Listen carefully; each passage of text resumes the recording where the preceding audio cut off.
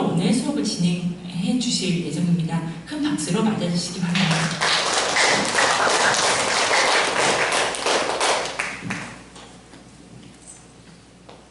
인사드리고 시작하겠습니다. 안녕하세요. 안녕하세요.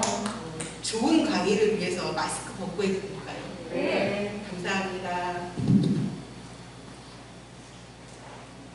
코로나 시절에 저는 마스크 쓰는 게 좋더라고요. 이렇게 나이가 점점 들어가면서 주름이 지니까, 그리고 또 화장 안 해도 되고, 제가 화장하면 약간 이렇게 좀 답답함을 느껴서 화장 안 했는데, 이게 점점 대면 강의가 많아지니까 이제 화장 안 할 수도 없고, 늘어나는 주름살을 가릴 수도 없고, 여기 어머니는 밤마다 다리미로 다니시나 봐요. 주름이 없어. 이건 무슨 비결일까요? 배우고 싶네요. 어머니 어떻게 하시는 거예요? 아니요, 여기서 제일 이마가 반질반질하세요.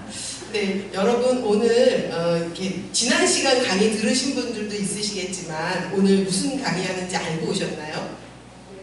알고 오신 분도 있으세요? 오, 네, 감사합니다. 저는 세리머니 연구소를 운영하고 있고요. 이렇게 먹거리와 관련된, 그리고 아름다운 꽃과 식물을 가꾸는 그런 일들을 교육하고 이렇게 같이 만들어보고 그런 일들을 하고 있어요. 성당에 처음 왔을 때 제가 굉장히 놀랐던 게, 옆으로 봄에는 굵은 식물들, 튤립 같은 게 심어져 있었고, 지금 요 앞에는 고사리 종류의 식물이 이렇게 심어져 있어서 저게 봄부터 겨울까지 계속해서 이렇게 싱그럽게 피어 있을 테니 사람들이 얼마나 좋을까, 이런 생각을 하면서 성당에 몇 번 왔었어요. 여러분들하고 오늘 저는 이제 먹거리에 대한 얘기를 할 텐데, 맞다. 시작하기 전에 지구를 위한 기도 마치고 시작하겠습니다. 네, 성부와 성자 성령의 이름으로 아멘. 우리의 지구를 위한 기도 같이 하시겠습니다. 전능하신 하느님, 하느님께서는 온 세계에 계시며 작은 피조물 안에 계시나이다. 존재하는 모든 것을 온유로 감싸 안으시는 하느님, 저희에게 사랑의 힘을 부어주시어 저희 생명과 아름다움을 돌보게 하소서. 저희가 평화로 가득 차 한 형제자매로 살아가며 그 누구에게도 해를 끼치지 않게 하소서.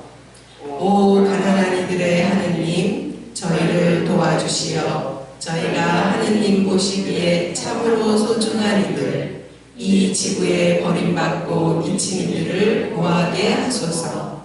저희 삶을 치유해 주시어 저희가 이 세상을 약탈하지 않고 보호하게 하시며, 오염과 파괴가 아닌 아름다움의 씨앗을 뿌리게 하소서.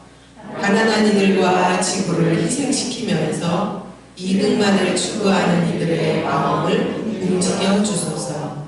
저희가 하느님의 영원한 빛으로 나아가는 여정에서 모든 것의 가치를 발견하고 경외로 가득 차 관상하며 모든 피조물과 깊은 일치를 이루고 있음을 깨닫도록 저희를 가르쳐 주소서. 하느님, 날마다 저희와 함께 해주시니 감사드립니다. 비오니 정의와 사랑과 평화를 위한 투쟁에서 저희에게 힘을 주소서. 아멘. 성부와 성자 성령의 이름으로 아멘. 저 개인적인 얘기 한번 할게요. 제가 85세 된 시어머니랑 같이 사는데, 어머니께서 제가 이렇게 성당에 나가서 기도하고 하는 걸 보시더니 평생 절에 다니셨는데 요즘 신앙을 가지고 싶다고 말씀하셔서 제가 너무나 감사드린다고 말씀드렸어요. 이렇게 기도하는 순간 저희는 저 안에서 오늘 제가 할 얘기가 다 들어있는 거죠. 보시면 아름다움의 씨앗을 뿌리게 하소서라는 이야기가 있고요. 마지막에 정의와 사랑과 평화를 위한 투쟁에서 우리에게 힘을 주소서. 여러분들은 이제 투쟁의 길을 다 가지게 될 것 같아요. 농업과 먹거리, 앞에서 들으신 얘기는 교황님의 말씀인 찬미받으소서, 이것을 강승수 신부님에게 들으셨을 거예요. 우리가 왜 이런 자리에 앉아서 이런 강의를 듣게 되었는가 하는 공동의 집 지구를 살리는 일이 너무나도 절실하다.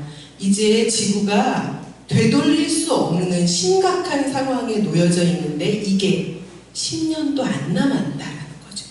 10년 지나 지구의 온도, 평균 온도가 1.5도 올라가고 나면 그 다음에는 아무리 노력을 해도 마구 지구는 황폐해지고 거대한 도시들, 전 세계적으로 거대한 도시인 서울이나 대전 같은 도시는 더 이상 사람이 살 수 없는 곳이 된다는 거죠.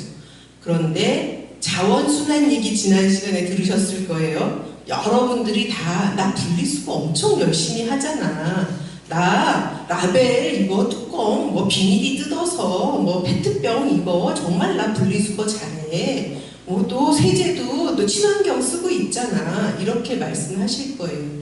정말 열심히들 하고 계신데 우리가 조금 더 힘을 내야 된다는 얘기를 하려고 해요. 왼쪽에 보이는 그림, 저 그림은 고흐가 그린 그림이에요. 유명한 그림이고 감자 먹는 사람들이라고 해요. 사실 사람의 얼굴만 달랐지 우리 어릴 때의 모습하고 굉장히 많이 닮아 있어요. 왜 그렇게 느꼈냐면 이게 1885년에 그려진 거라 그때는 아마 고종 황제 시대였을 거예요.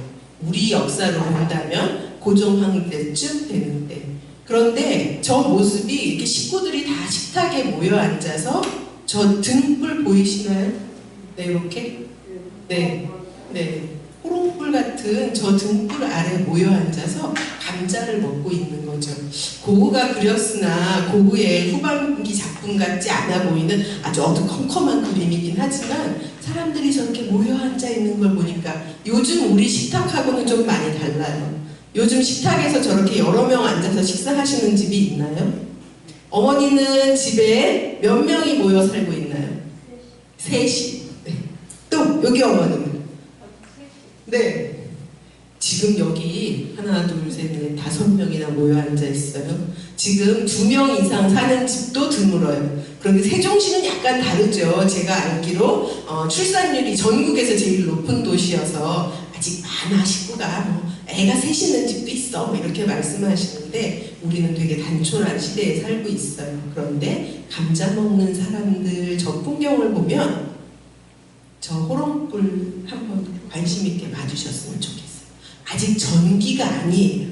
지금 여러분들이 앞에서 들었던 에너지 위기, 기후 위기 이런 얘기 들었을 때 그 원인이 뭐냐 이런 거 얘기하시면 우리가 땅속에 있는 연료를 파서 그걸 가지고 많은 편리한 일들을 했기 때문에 생긴 거다라고 하는데 저 때만 해도 전기라든가 뭐 가스라든가 이런 거가 아니라 기름을 떼는 아주 뭐랄까 예전에 조금 원시적인 느낌이 나는 허나 따뜻한 정이 느껴지는 때죠.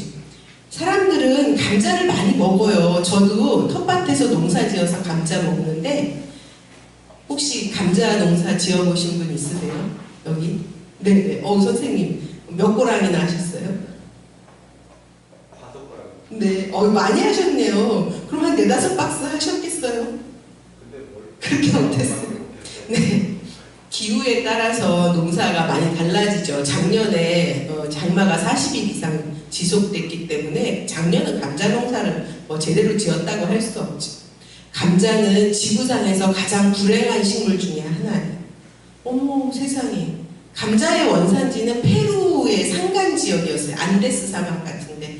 그런데 유럽 사람들이 갔다가 어머 이런 게 있어 맛있어 이러고 들여왔는데 서양의 사람들은 예전에 서양의 사람들은 감자는 씨앗으로 번식하지 않고 이게 줄기를 잘라서 땅에 심어 놓으면 난다고 해서 성경에 없는 식물이라고 그래서 먹지 말아야 된다고 오해받은 식물인 거죠.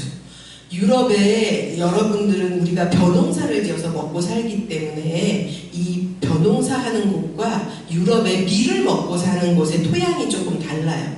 그리고 영국은 상당히 우리보다 위도가 높은 지역에 있지만 해양성 기후, 바람이 불어오기 때문에 따뜻해서 벼농사가 안 되는데 저 감자를 들여왔을 때 유럽은 상당히 밀농사는 우리로 치면 양반인 귀족들이 먹고 평민들, 서민들은 그렇게 밀을 먹을 수가 없었어요. 그래서 이 사람들에게 먹이면 좋겠다라고 들여왔는데 오랫동안 성경에 나오지 않는 음식이야. 이거는 먹을 수가 없어. 이러고 먹지 않고 뭘 했냐면 꽃이 피는 식물이네. 얘를 보면 예쁠 것 같아 해서 관상용 식물을 귀족들이 키운 거예요.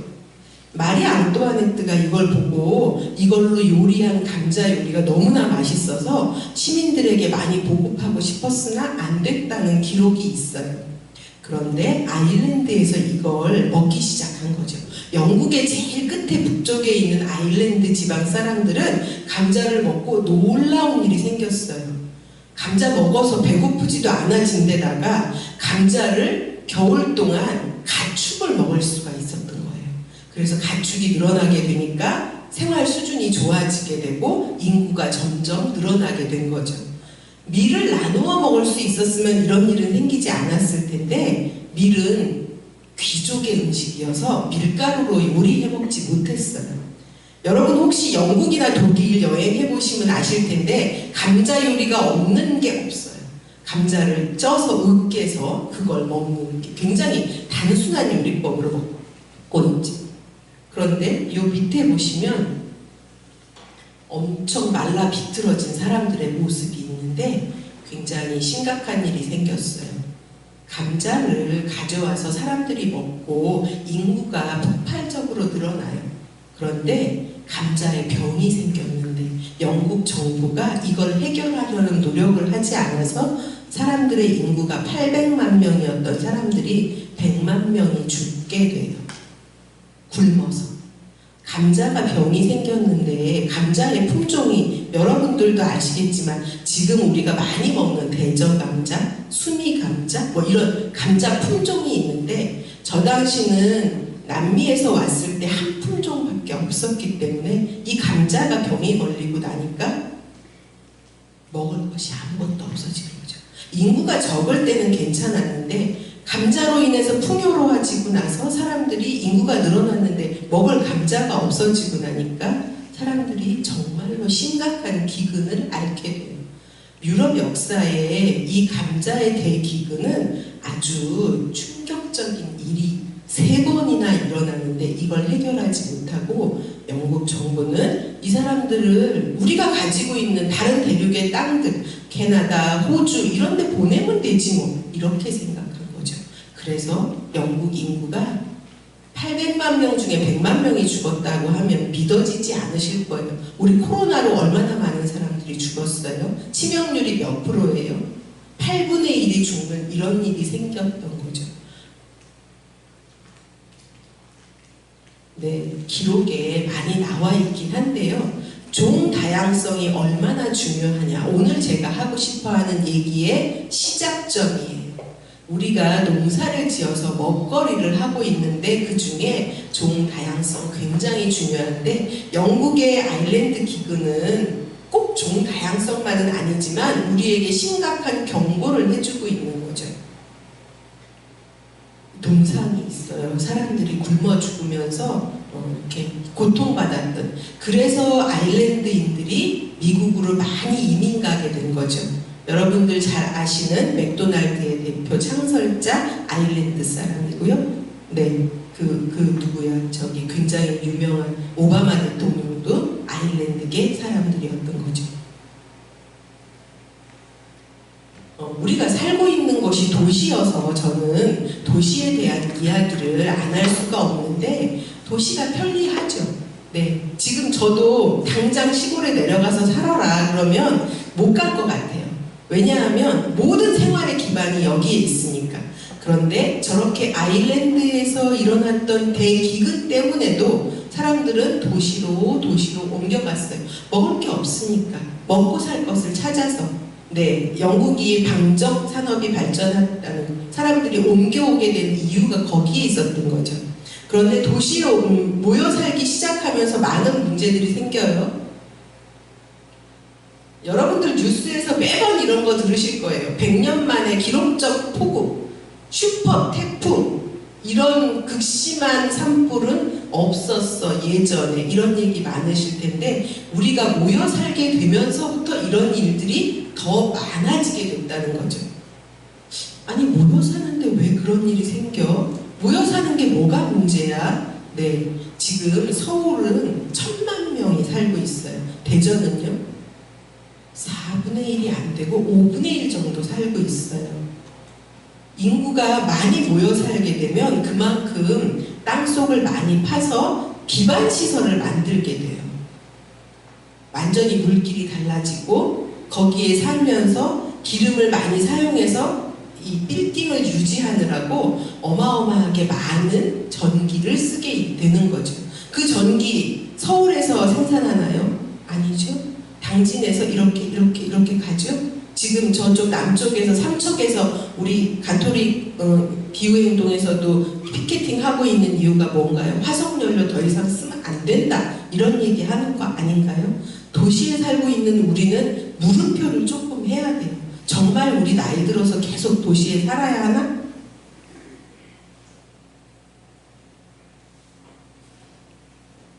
또 저는 도시에 살고 있는 것뿐만 아니라 우리가 먹고 있는 것에도 조금 생각을 한 번 더 해봐야 된다고 생각해요. 지구의 인구의 8억만 명이 지금 굶주리고 있다는데 12억 인구는 영양 과다로 비만을 호소하고 있어요. 왜 이런 일이 생겨나게 됐는가? 아프리카에 있는 가난한 사람들에게 이 선진국에서 생산되고 있는 어마어마하게 많은 식량을 주기만 하면 되는데 이 미국 대륙에서 생산하는 거대 기업들이 생산한 쌀을 아프리카로 원조하기만 해도 그렇게 굶어 죽는 사람들이 없을 텐데 태평양 바다에 매년 버리고 있어요. 그건 도대체 왜 그런 거지? 알고 계신가요? 그쪽에 나누어지면 농산물 가격이 하락하게 된다고 해요. 여러분 작년에 호박 농사를 지은 가을에 호박 농사를 지은 농가에서 호박밭을 갈아 엎는 거 보신 적이 있나요? 박스당 1,000원밖에 안 돼요. 너무 많이 생산이 잘 돼서. 그러니 이걸 수확해서 도시에 내다 파느니 차라리 여기서 폐기시키는 게 나아. 그걸 거두어서 가난하고 어려운 사람들에게 식자재를 주는 게 아니라 여기서 그냥 갈아엎고 다음번에 다른 거 하겠어. 봄마다 여러분 그런 얘기 들으실 거예요. 양파 파도 농사가 너무 잘 됐어. 양파 좀 사주세요 하는 뉴스 매번 나오죠. 6시 내 고향에 단골 메뉴로 나오고 있어요. 또 한 해는 양파가 수확이 작년 겨울에 기온이 안 좋아서 안 됐어. 양파 좀 어떻게 좀 잘 소비시켜 주세요. 지금 농사 안 돼서 가난한 농부들이 힘들어하고 있어요. 이것 좀 팔아주세요. 농협에서 이걸 컨트롤할 수 있어요. 그런데 생산량을 조절할 수 있는데 전부 다 기후 탓으로만 돌리고 있는 거죠. 정책에도 굉장히 중요한 요인이 있다는 거죠. 여러분들이 이제 생각만 하고 있고 우리가 에너지 전환, 기후 위기를 해결하기 위해서 분리수거 잘하고 있어 이 문제만 가지고는 해결이 되지 않는다는 얘기를 드리는 거예요.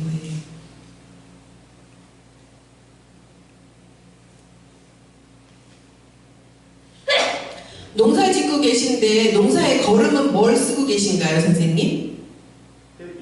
퇴비. 어떤 퇴비? 농협에서 받아서 하시나요? 네, 좀 싸게 사시죠? 시중에서 사시는 것보다? 다른 농사 하시는 분 혹시 있으세요? 네, 선생님은 어떤 거 하세요? 집에 잡초라든지 그런 것도 하고요. 농협에서 그 유기질 비료 사가지고. 네. 작물은 어떤 거 하세요? 다양하게 하고 있어요. 다양하게, 많이. 어떤 거? 네, 상추 이런 거 말고도 많이 하시고 계신가요? 소개 좀만 해주세요. 네, 벼도 하고 있고요. 벼도 하세요? 와, 진짜 부럽네요. 네, 또? 고구마도 하시고. 아, 고라니 없는 동네군요. 저렇게 콩. 네. 제가 아는 유치원 원장님이 이제 유치원에서 쓰려고 땅을 조금 샀어요. 그래서 처음에 바빠 죽겠으니까 못해서 고구마를 쫙 심은 거죠. 다 5 고랑을 저 끝까지. 그런데 캘 때가 돼서 이제 갔는데 그렇게 깨끗하게 고라니가 다 먹을 수가 없어요. 딱 2알 남았더래요. 이건 왜 남겼을까? 이렇게 농사 잘 된 고구마 이건 왜 남겼을까? 5 고랑을 세상에 무슨 작전하듯이 그렇게 다 파먹어가지고 멧돼지랑 고라니랑 그렇게 사이좋게 다 파먹었더래요. 수확할 때를 기가 막히게 알아가지고 겨울철 잘 나기 위해서. 멧돼지 참 똑똑하고 훌륭한 동물이더라고요. 그래서 그 원장님이 철책을 쳤어요. 그 다음 해에는. 어머 세상에, 그 다음에 철책 쳤는데도 들어와서 귀신같이 먹었더라는 거예요. 보니까 굴을 팠더래요. 네, 멧돼지는 이길 수 없더라고요. 그래서 선생님 동네는 이게 이제 조금 이 멧돼지가 못 나오는 동네에서 농사 짓는다는 생각이 드네요. 저는 첫 해에 농사를 시작한 게 왜냐하면 초등학교나 중학교에 아이들하고 농사 짓는 거 수업을 의뢰를 받았어요. 제가 또 절대 안 한다는 말은 안 해요. 그래서 어머 너무 잘 됐네. 나 진짜 좋아하는 건데. 그러면서 이제 농사를 짓게 된 그 수업을 하려고 생각해보니까 내가 농사도 안 짓고 경험도 없는데 수업하는 건 아니지 싶어서 책도 많이 읽고 그 다음에 이제 텃밭을 10평을 불화받아가지고 1년에 10,000원이길래 얼씨구 좋다 하고 했어요. 다른 동네 다 10만 원인데 10,000원이니 얼마나 좋아요. 그래서 이제 삽질을 하는데 어머 웬일이야. 저희 남편을 당근 불러오죠. 제가 어떻게 다 삽질을 하겠어요. 그런데 삽질하는 거 딱 보고 우리 남편은 그냥 절로 가시라고 했어요. 평생 공부만 하던 사람이라 삽질을 못하는 거죠. 아니 군대에서 삽질 안 해봤어요? 이랬더니 자기 이거 행정병이었어가지고 삽질 안 해봤다고. 그래서 삽질 해봤더니 제가 훨씬 더 잘해요. 그리고 그 몇 번 안 했는데 이제 파스 붙이고 물리치료하고 난리 난 거죠. 그래서 남편은 더 이상 이제 그 밭에 잘 안 와요. 제가 일요일 아침마다 가서 새벽 5시에 일어나서 가서 텃밭에 이제 이렇게 잡초도 뽑고 뭐도 심고 또 책에서 배운 것도 열심히 이제 적어가지고 3월달인데 옆에 밭에 사람이 상추를 심는 거예요. 그래서 아이고 이거 상추 지금 심으시면 안 되니까 조금 이따 심으세요. 지금 심으면 설이 내려서 다 죽어. 그랬더니 아이 농장이 이거 파는 사람이 3월에 심어도 된다고 했대요. 아 그러면 이렇게 비닐을 씌워야지 미니 비닐이라도 비닐하우스라도 하셔야 돼요. 이랬더니 괜찮다고 했대. 뭘 괜찮아요. 4월 첫째 주 둘째 주까지 설이 내리는데 중부지방 대전 세종은 설이 내리고요. 작년에 세종의 조치원 이게 복숭아밭에 우박 떨어져가지고 복숭아 꽃 다 떨어져서 복숭아 농사 잘 안 됐잖아요. 그래서 이제 이렇게 농사를 한 거죠. 그런데 전 정말 농사 천재인 줄 알았어요. 제가 농사 짓는데 이렇게 잘 될 수가 없어. 제가 아침에 새벽에 일요일날 새벽에 한번 가는 거 말고는 그 밭에 가지도 못하고 내가 물도 안 주는데 어쩜 그렇게 잘 자랐는지 몰라요. 상추도 심고 치커리도 심고 그 다음에 제가 애들 보여주려고 목화를 심었어요. 그 다음에 이제 조금 여름에 더워지길래 고추, 토마토 당연히 심고 그 다음에 이제 옥수수를 보름 간격으로 심은 거예요. 그게 이제 옥수수 수확 시기가 달라야 먹고 싶을 때 맘대로 먹는다 이래가지고 옥수수 착착착 심고 어느 날 가봤더니 들깨가 나 있는 거예요. 내가 심지도 않았는데 근데 이 들깨가 어찌나 잘 자라는지 막 순도 따서 먹고 막 난리 맛있었어요. 아주 나물도 해먹고 깻잎 이거 장아찌 이렇게도 해먹고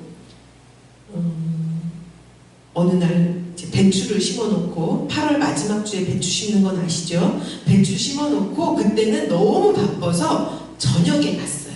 5시 좀 넘어서 이제 해가 뒤언니어질 때 배추 잘 자라나 이제 묶어줘야 되잖아요. 이 속안에 결구가 잘 생기라고.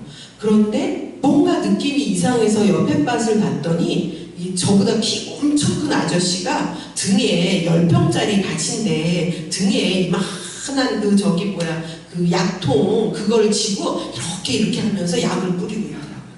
세상에 바람의 방향이 저희 밭으로 오고 있어요. 거기서 뿌리는데 다 약은 우리 밭으로 오고 있어요. 저는 농사천재 아니고 농약을 먹고 있었던 거죠. 저는 거기 텃밭에 걸음도 안 했어요. 왜냐하면 유기농 농사 지으려고.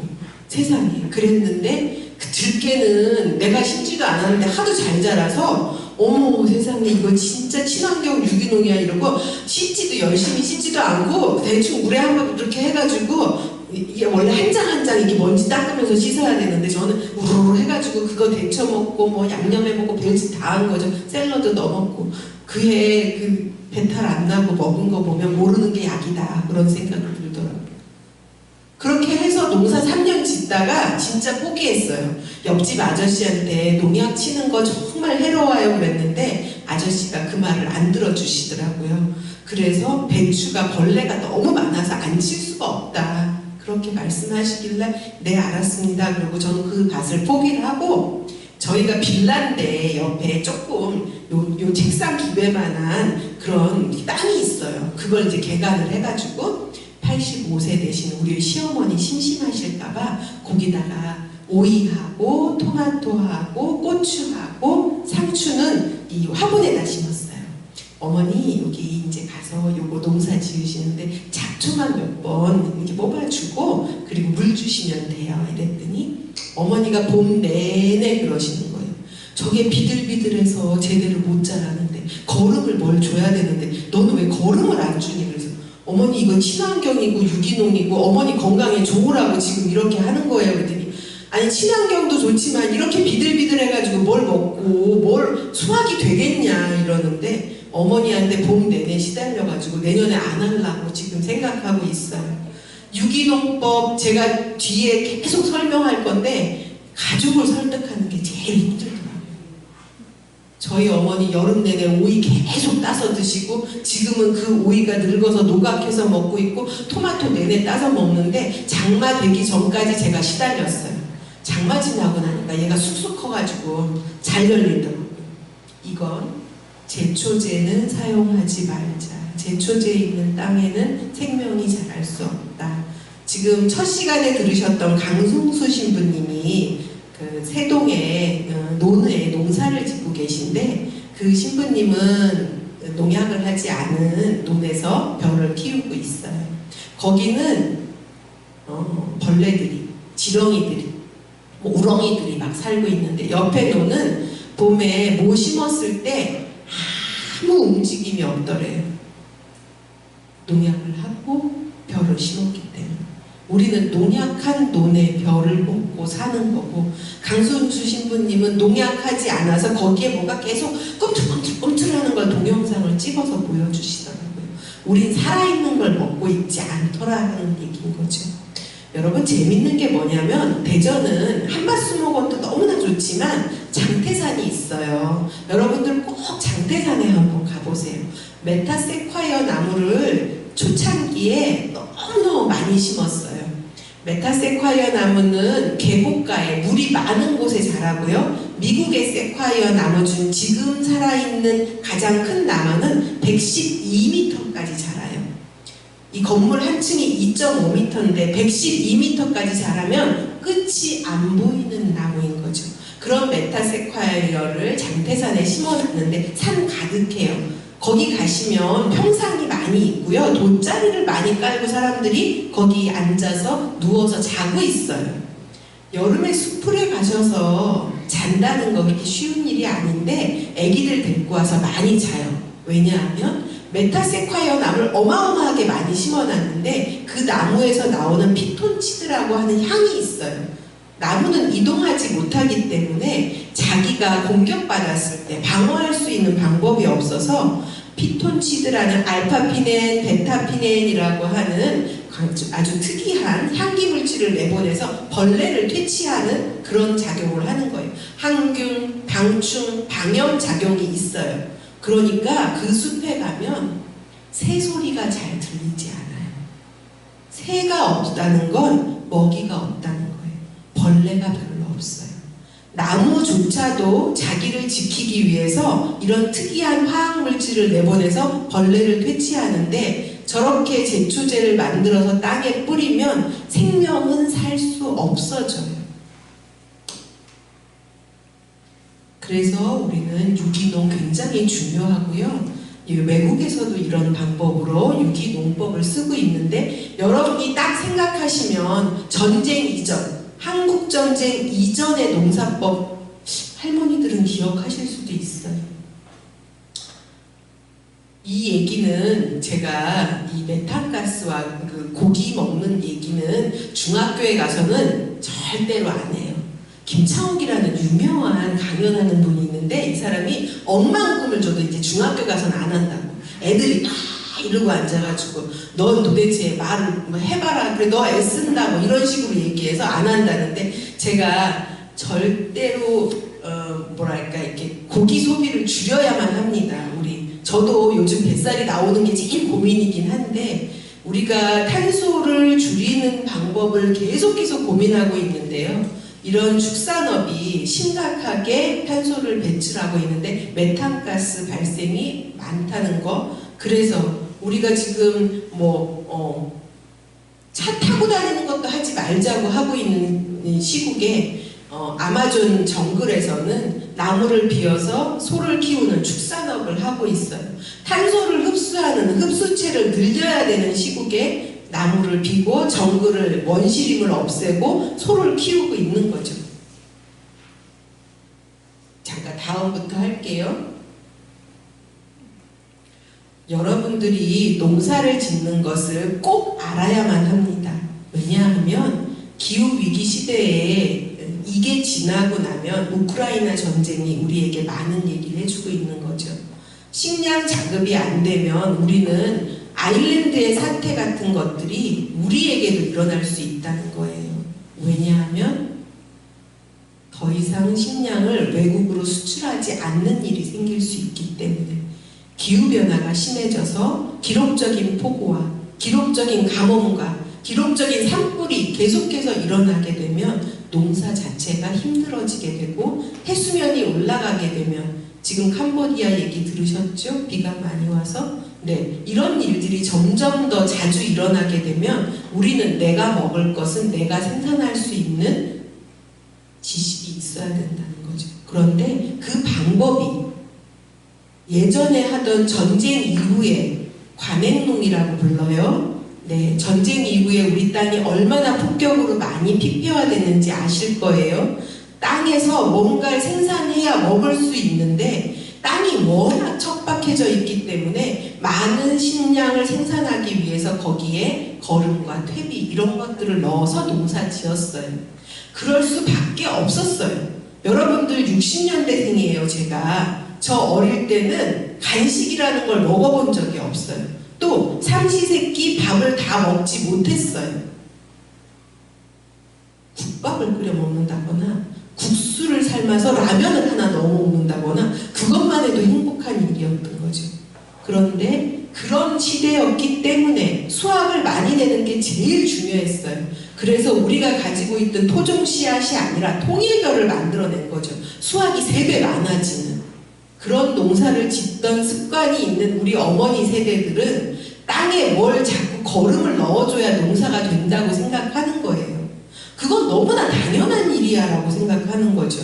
예전처럼 우리가 분변을 채취해서 짚을 깔아놓고 퇴비를 만들어서 쓰는 게 아니라 농협에서 막 줘요. 싸게. 그러니 땅 가진 사람들은 거기에 자꾸 퇴비를 넣는 거죠.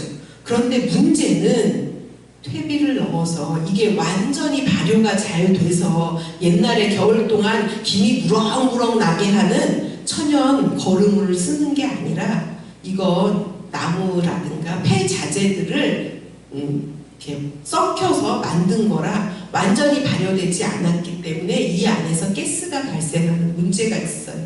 작물에 예를 줬을 때 작물이 완전히 다 흡수하지 않으면 토양으로 내려가게 되고 그 영양분들이 강으로 내려가게 되고 그래서 다시 바다로 흘러가는 중에 강에 쌓여 있다가 부영양화를 일으키면 녹조가 생기는 거죠. 여러분들이 매년 녹조 얘기는 심각하게 듣고 있을 거예요. 그게 어디서 왔어요? 가장 많은 건 우리가 농사 지으면서 넣어준 퇴비에서 나오게 된 거예요. 퇴비가 뭐예요? 질소, 인산, 카리를 기본으로 하는 거예요. 여러분 예전에 저희 할머니한테 그런 얘기를 들었어요. 천둥번개가 많이 치면 그의 농사가 잘 돼. 왜? 천둥이 친다는 건 하늘에서 번쩍하고 번개가 쳐서 전기작용을 일으키는데 공기 중에 있는 질소를 확 묶어주는 거죠. 그 질소 성분이 땅으로 내려가서 땅에서 땅에서 흡수한 질소 성분으로 나무가 작물이 잘 자라게 되는 거죠. 그런데 그거를 억지로 넣어주는 거예요. 굉장히 제가 식물을 12년 정도 공부했는데 그 전까지 키우기만 하다가 이후로 책을 읽으면서 공부했는데 식물만 유일하게 지구상에서 자기가 먹을 걸 자기 스스로 생산하는 거예요. 외부에서 영양분을 넣어주지 않아도 광합성이라는 작용, 태양만 있으면 자기 스스로 먹을 걸 만들어내기 때문에 굳이 외부에서 영양분을 넣어주지 않아도 된다. 과도한 영양분을 넣어주게 되면 뿌리가 약해지게 되고 뿌리가 물러지면서 몸이 약해져요. 그러면 병에 잘 걸리는 거죠. 그래서 병에 걸리니까 또 살충제를 뿌리게 되고 살충제는 또한 토양을 산성화시키게 되고 거기에 산성화된 토양에 회를 넣어서 중화를 시켜주고 다음에 다시 또 살충제 거름을 넣고 악순환의 연속이 되는데 여기 보시면 도시농업 생태텃밭 가꾸기 귀농본부에서 만들었어요. 이건 우리나라 사람이 만든 거고요. 흙이 살아야 우리가 작물이 살아나고 우리가 건강하게 살 수 있다. 왼편에 건 일본 사람이 쓴 건데요. 저 사람이 한 말 중에 되게 웃긴 말이 있어요. 자기가 소도 키웠어요. 농사도 지었지만 소를 하천부지에다가 이렇게 풀어놨는데 소가 풀을 뜯어먹는 지역과 안 뜯어먹는 지역이 있더래요. 저 뭐야? 하고 자세히 봤더니 자기가 똥을 싼 지역에서 난 풀은 안 먹어요. 얘가 뭐지? 우리 거름 중에요. 제일 좋은 거름이 뭔지 아세요? 소똥이에요. 소똥은 적은 양이고 우리가 많이 구할 수 없기 때문에 닭똥인 개분을 쓰는 거예요. 그런데 제일 좋다고 하는 소똥이 있어서 그 옆에 자란 시퍼렇게 싱싱하게 자란 풀은 소는 안 먹더라는 거죠. 왜? 자기가 필요로 하는 영양분보다 과도하게 들어있어서 자기한테 안 맞는다고 생각하기 때문에. 여러분들이 만약에 먹는 것, 먹거리에 대해서 한 번 더 나뿐만 아니라 나의 건강과 자녀들의, 손주들의 건강을 생각하신다면 과도하게 거름을 쓰시는 건 이제부터는 자제하시는 게 좋다. 불필요하게 많이 넣어줄 필요가 없다. 여러분이 만약에 이걸 농사를 지어서 판매해서 이걸로 소득을 먹고 사는데 어쩔 수 없어서 한다면 거름을 하시는 경우도 있어요. 관행농이라고 말씀드렸잖아요. 정말 장사하는 사람들은 상품이 안 팔려요. 마트에 가셔서 여러분이 누루둥둥한 시금치를 사겠어요? 시퍼런 시금치를 사시겠어요? 우리 시어머니랑 가면 더 퍼런 걸 찾아요. 그런데 저는 그렇게 파란 시금치는 웬만하면 안 사요. 질소 성분이 많이 들어간 시금치이기 때문에 질소가 우리 몸에 들어오면 중금속이 되는 거예요. 아이들하고 이런 활동을 10년쯤 했는데 굉장히 재밌는 것이 아이들이 가지 이런 거 안 먹거든요. 네, 토마토도 안 먹는 애들도 많아요. 그런데 제가 이렇게 여기서 세종에서 가까운 대전 끝자락에 있는 초등학교 유치원에서 이런 프로그램을 오래 했는데 애들이 자기가 농사 지은 건 나물 만들어 놓으면 식탁에서 먹어요.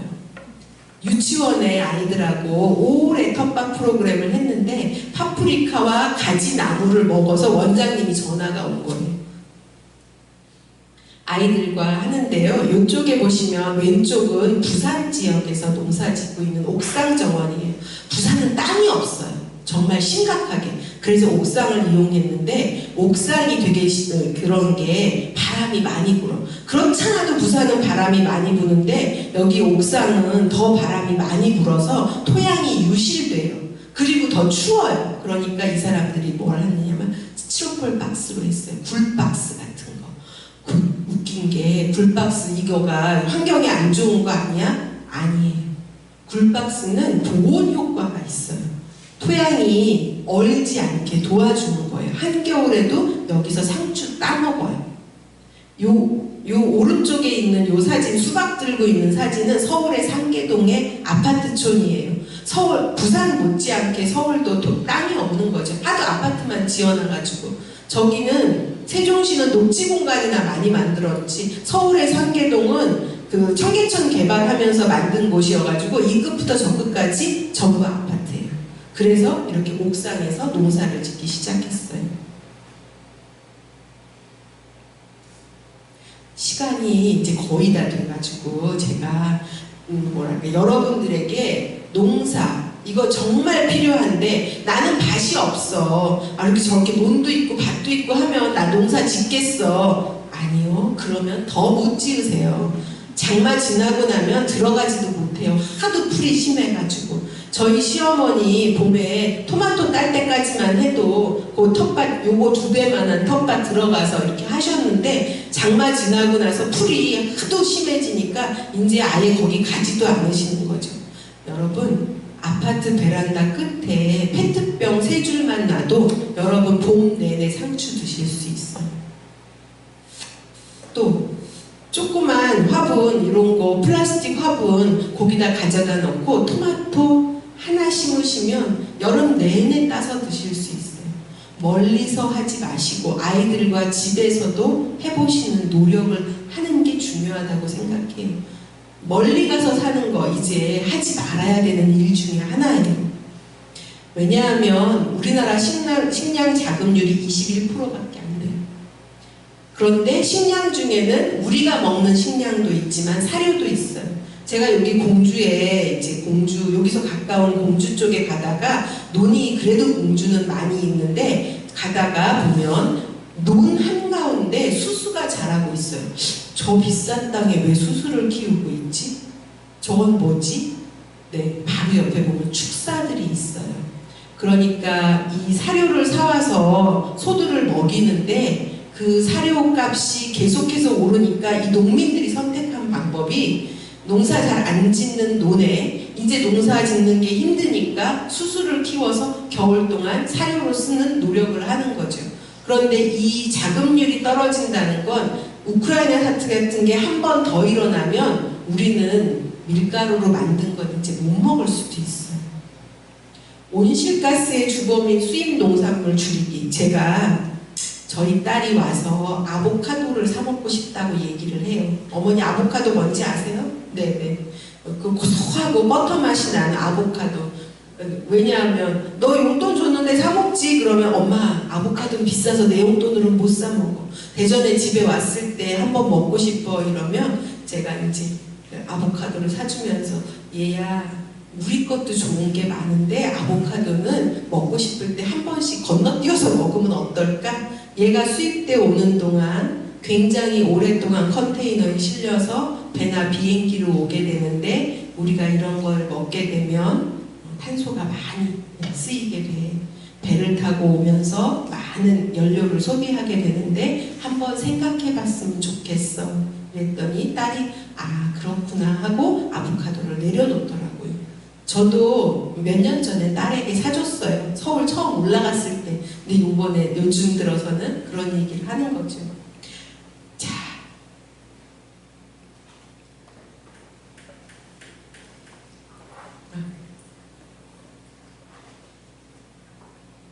네. 어떻게 하는 거죠? 네. 잠깐 동영상 하나만, 짧은 동영상이에요. 하나만 보시겠어요?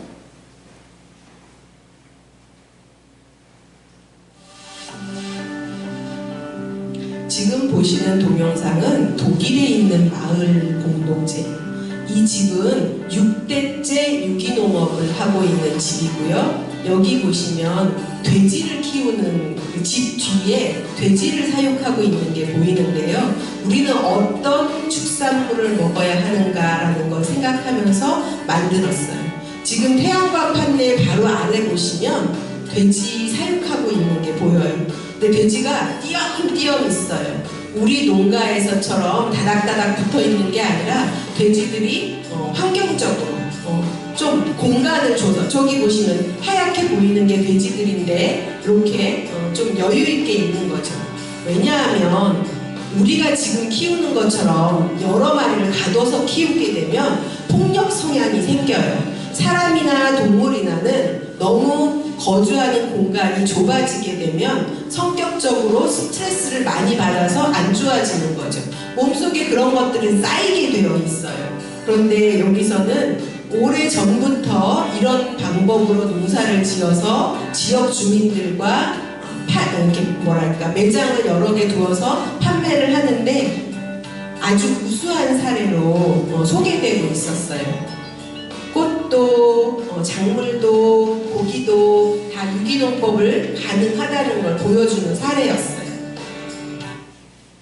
자, 여러분들이 제가 먹는 거 굉장히 중요하다, 다양성이 중요하다, 그래서 우리가 지금 수입해오고 있는 것들에 의존해서 조금 벗어나야 된다, 그러려면 나뿐만 아니라 우리의 아이들, 손주들에게도 농사 짓는 것들을 교육하는 것이, 소개하는 것이 필요하다라고 말씀드렸는데요. 우리가 땅에다가 농사 지을 때 거름 안 쓰는 것도 굉장히 중요하지만 토양을 건강하게 하는 게 가장 중요하다는 거죠. 나무만 탄소를 흡수하는 게 아니라 토양은 나무보다 2~3배나 더 탄소를 흡수하는 존재여서 땅을 건강하게 만들어줘야만 그런 일들이 가능해지더라는 거죠.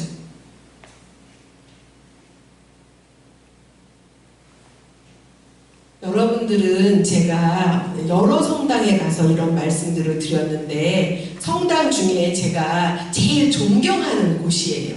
세종 성요한 성당은 다른 어떤 곳보다 신부님과 신자들이 여러 가지로 노력을 많이 하고 계신 걸로 제가 느꼈어요. 앞에 로컬푸드 매장이 있는 걸 보고 이분들은 진짜 환경을 생각하시는 분들이구나. 그런데 이런 활동들이 정말 필요한 거죠.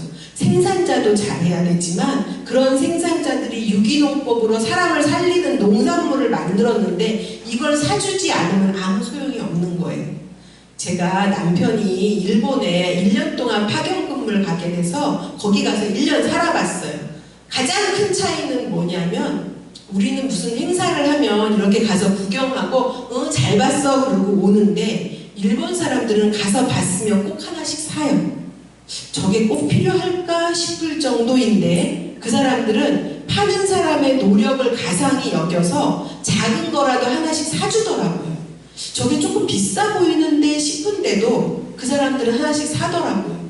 근데 우리 이 농산물 쳐다보면서 마트에 가면 이거보다 싼데 이렇게 말하시는 분들 많이 있었어요. 그런데 이곳의 성요한 성당 여러분들은 정말 훌륭한 분이시구나. 제가 이렇게 앞에서 얘기한 게 장황하다고 느껴질 정도로 정말로 이런 실천을 하고 계신 것에 제가 존경을 표해요. 가톨릭 우리농 제가 제일 많이 소개하는 내용인데 여러분들은 이미 하고 계시기 때문에 간단하게 홍성이나 이런 쪽에 가서 청양, 홍성 이런 쪽에 가서 보시면 정말로 예전부터 이런 풀뿌리 농업을 하고 있는 사람들이 많이 있었어요. 그런데 이런 것들을 정말로 사줘야 해요. 가톨릭 농민의 너희 애쓰고 있다 이러고 지나가는 게 아니라 우리는 함께 동참해야 하는 거죠. 지구를 위해서. 제가 청양에 있는 가톨릭 농민의 활동하시는 분 중에 파머컬처 하시는 분의 농장에 갔어요. 여기는 되게 재밌는 게 농산물하고 꽃을 같이 키워요. 그래서 좋은 점이 뭐야?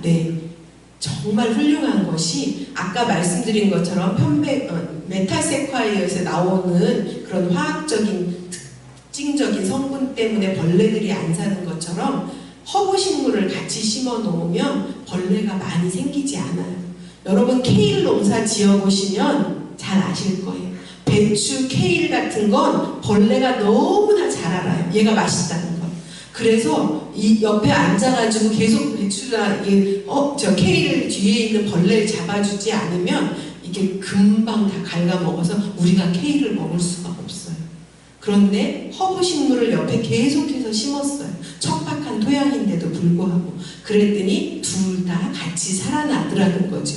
첫 해에 갔을 때만 해도 너무 미약해 보였어요. 그런데 다음에 굉장히 잘 자라고 있더라고요. 네, 이런 노력들이 있어요. 자,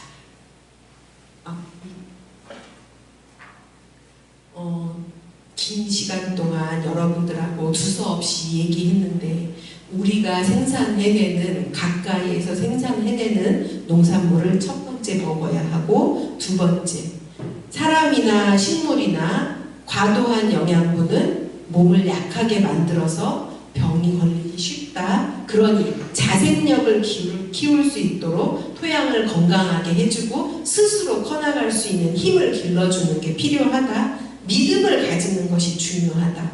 그래서 우리는 우리 농 이렇게 사주고 같이 먹고 건강한 길로 가서 기후위기를 이겨내려 그런 일들을 해보자 하는 게 저의 얘기였어요. 질문 있으신가요? 없으시면 여기서 마치고 여러분들 지난 시간 숙제가 있었을 거예요. 네, 조별 토의 하는데 지금 계속해서 저는 안전한 먹거리, 우리 농 이런 얘기 했는데 소를 키우고 돼지를 키우는 것이 탄소를 너무나 많이 만들어내는 거라 이 육식을 조금 줄이고 채식을 전환하는 게 필요하다라는 뜻에서 채식 식단에 대한 고민을 좀 해보고 발표해보자 라는 숙제를 드렸어요. 여러분들 채식 많이 하시죠? 네. 어머님들 이렇게 나물 요리 잘 하시죠? 네. 어머님들이 알고 있는 채식 요리를 소개해주고 젊은 분들이 가지고 있는 아이디어 내가 이런 채식 식단 해봤어 하는 것들을 같이 이야기 나누는 시간을 가지도록 하겠습니다.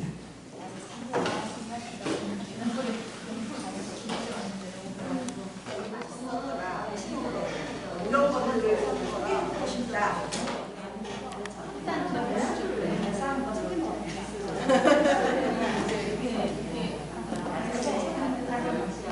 고기를 좋아해요. 그래서 애가 고3 때 아침마다 고기 없으면 울면서 식탁을 쳐다만 보고 있어가지고 그래서 이제 한 번은 두부 요리, 한 번은 뭐 소세지에다 야채 볶음 이런 거 했었는데요.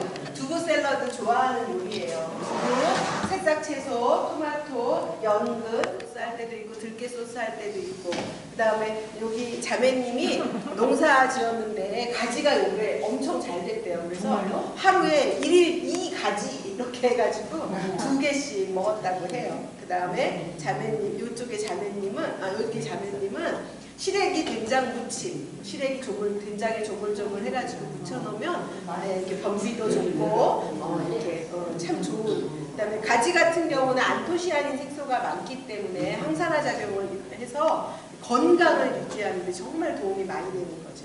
그다음에 이제 맛있는 된장찌개, 호박 듬뿍 넣은 된장찌개 이렇게 채식 식단 소개를 해주셨고요. 각자 좋은 아이디어 있으시면 공개해 주시면 좋겠어요. 소주 된장에 묻혀서 먹고 그 다음에 두부는 데치지 않고 그러니까 뭐 기름 튀기지 않고 그냥 데쳐서 양념장에 찍어 먹기. 그 다음에 고기에다가 뭐 가지나 막 이런 거 막 하려면 양념장하고 파서로 복잡하잖아요. 그냥 구워서 그냥 쌈장에 고기 먹을 때 쌈장에 조금 찍어서 같이 먹는 거. 예. 그런 거. 그다음 샐러드에다가 보통 다 샐러드 해 드시잖아요. 근데 발사믹 식초에다 올리브유를 넣는데 발사믹 식초에다가 들기름 딱 뿌리면 오메가3도 많고 그 다음에 표고버섯을 볶아서 올리브유 볶은 다음에 마늘하고 소금 약간 빼서 딱딱딱 뿌려서 먹으면 고기를 먹은 것 같은 느낌. 예. 그리고 감자를 이제 쪄서 먹는데 껍질째 찢는 거예요, 여러분. 껍질째 찌고 나중에 먹을 때 껍질을 벗겨서 먹는데 그때 이제 소금을 찢지 않고 먹어야 이제 우리가 좀 더 건강해지지 않을까. 그다음에 유부요, 여러분. 유부를 데쳐서 그 유부 속에 두부를 넣는 거예요. 그래서 그거를 이제 고기처럼 먹는 거지. 그런 거. 그다음에 동물성 단백질 먹는 것보다 우리는 식물성 단백질 많이 먹자. 그 식물성 단백질 그거 뭐가 있을까? 두부, 호두, 땅콩, 아몬드. 그런 생각 안 났어 우리 지금. 그리고 그다음에 이제 5가지 색깔을 좀 골고루 먹어보자.